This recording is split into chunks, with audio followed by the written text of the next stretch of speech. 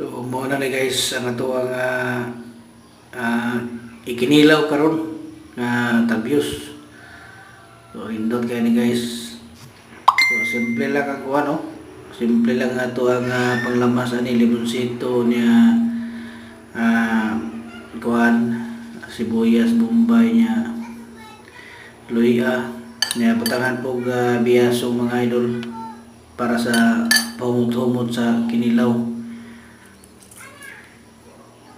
Parisan dahil ni karon og saging nilungag. So ano na ka simple mga idol ang ato ang kuan. So sa presko pa kay ng mga idol. Gikan pa gina sa kuan, bago pa ginang kuha. Lami kay na guys. Diri tag 250 ra kilo ana guys.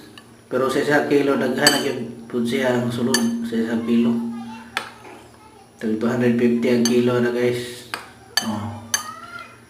Namay kay ng kinilaw guys.